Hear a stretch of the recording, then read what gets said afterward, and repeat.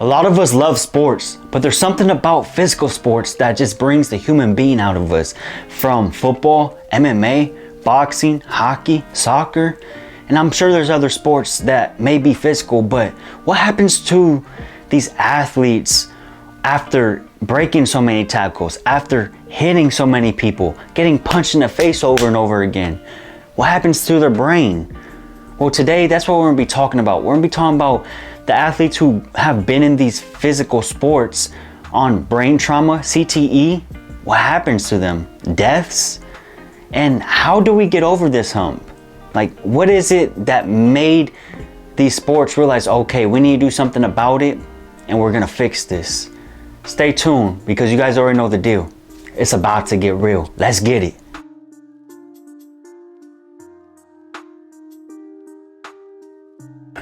First, we're gonna be going over effects and some examples. My source is med.nyu.edu.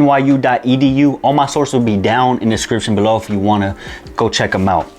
Superstars Brian Westbrook and Clinton Portis, ex-NFL running backs, have been sidelined by severe head injuries. After studying the brains of 12 former football players over a 2-year period, Dr. Mike from the Boston University Medical Center found evidence of neurodegeneration known as CTE.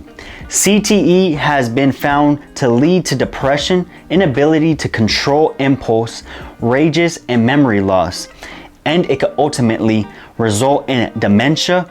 What's worse, these symptoms are not immediately apparent and can age up to 10 years after one stops to play football. And that's crazy to really think, like you go through all these hits, these bangs, these, crazy things in this sport, and 10 years later, you're like, oh dang, like all of a sudden my brain is affected. It's just wild.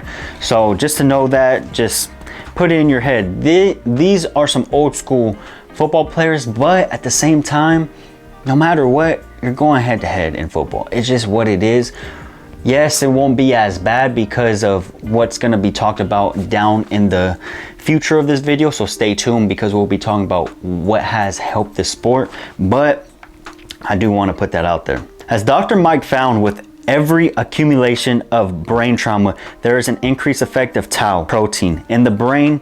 Tau protein is a mutable associated protein that plays a large role in micro.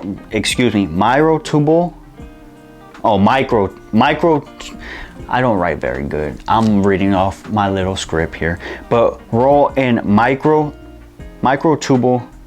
stability. Microtubules transport nutrients and molecules within cells of the brain. I'm sorry that I do not speak English very well, but this is not English to me.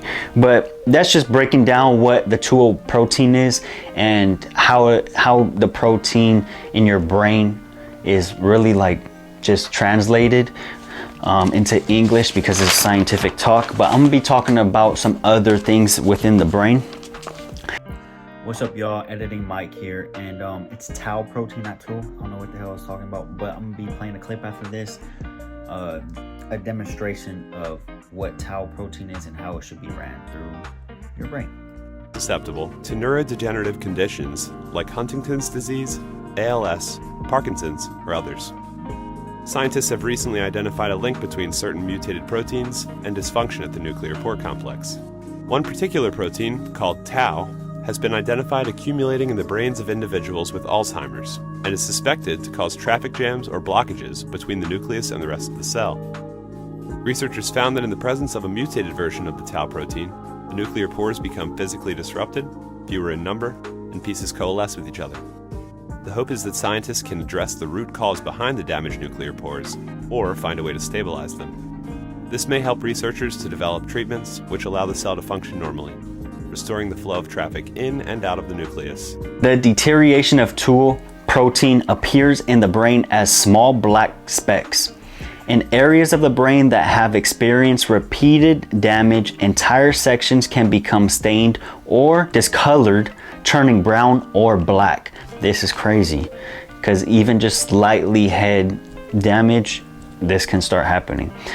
When Comparing a healthy person's brain, former NFL player John Crimsley, and boxer, the healthy person tool protein appears white, the football player's brown, and the boxer's is black. This is crazy. Like, man, this makes you want to not play any physical sports. I'm sorry if you watch this video and you're like, okay, never mind, I'm not putting my kid in that.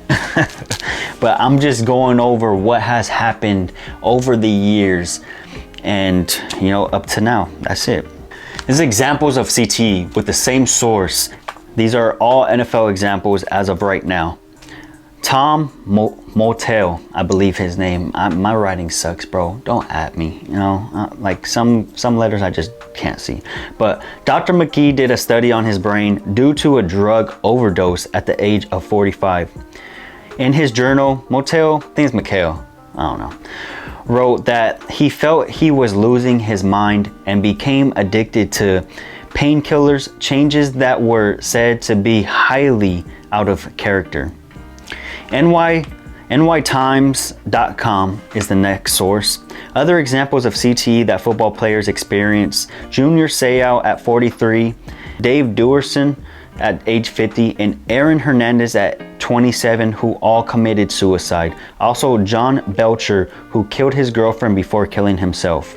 This is unfortunate. I'm sorry to the families who had to go through this, and I don't want to exploit them, but I am just putting out the examples of what CTE and brain damage has done for these football players back in the days. So we're gonna be moving on to boxing and MMA. So, boxing, MMA. MMAnews.com is the source. Tim Hague, a UFL heavyweight fighter, was discovered to have CTE during an autopsy following his death 2 days after suffering a KO loss to Adrian Braidwood in a boxing match. Next up is hockey, NHL. This source will be theatlantic.com. Yes, in hockey, which isn't a violent sport, there has also been cases of CTE. For 11 seasons, Todd Ewan fought in almost every game he played. He didn't get to see his 50th birthday due to CTE and brain trauma. Lastly, this will be soccer. Yes, even with soccer, and my source will be down below, it'll be NBCChicago.com. The first MLS player was diagnosed with CTE, Scott Vermillion, who died at the age of 44, which is sad to see, especially in a sport that isn't as violent, especially when it comes to head trauma, but I know it can get violent. But overall, these are some examples and the effects of what these physical sports have brought to the table. Now, is there more people who don't have CTE and brain trauma? Yes, of course. But I just want to bring awareness to what some of these families, some of these people had to go through with the head trauma, with these sports. And I do want to say, I did play football, I did wrestle, I can relate, I understand. There's certain times where, you know, I kind of saw blurriness. So just be aware of certain things, but we're gonna get into what has gotten better with these physical sports. How has contact sports gotten better? Overall, I believe contact sports have implemented many rules and regulations for preventing injury, especially blows to the head. For football, there has been no head-to-head contact. Yes, there is still head-to-head contact happening, but they are bringing it to the point where any type of head-to-head contact is a warning. It's a personal foul, and you can get kicked out of the game for it eventually. There are no more blindside hits where people aren't looking and you can hit them. And there's more protocols for injuries. So making sure if you are injured, if you do have a concussion, there are more protocols to it, and you can't just go back on the field like you were able to back then. For fighting sports, refs are faster to call the fight, and they are more efficient on when to call that. They'll step in as soon as they see any type of dizziness, any type of reaction of not being able to react to a punch or whatever the case may be. Fights are broken up faster, and refs have been taught better. That is a true fact. I've seen it. With NHL, there hasn't been any more recent CTE incidents, which is great to hear. And with soccer, fortunately, CTE isn't much of a problem in soccer, but there was that one case that I want to bring up. So overall, physical sports have gotten better with the rules and regulations because of all these traumatic and sad news of people either killing themselves, killing others, or going crazy. Now, recently, has there been some signs of people maybe having CTE? Well, if you guys don't know him, there is one in football, and he is a character. Antonio Brown has had signs of it. I don't know if he truly has it, but I'm pretty sure he does. I'm not no scientist, I'm not no doctor. I'm not here trying to be no professional. I'm just giving off facts that I've researched and things that may go into the brain that cause these traumas. So overall, if you guys like the video, go ahead, give a thumbs up, give a like, get it out to other people that may need to hear these type of videos and see where I'm coming from, a different perspective, and then also how do things add up. Other than that, subscribe, hit the bell icon to get all videos on time, and comment down anything you want to comment. If you guys have any questions, you want me to do a video on something else, or you want me to interview certain people.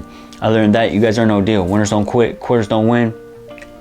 It's getting real. It's grind time, baby. We out. Let's get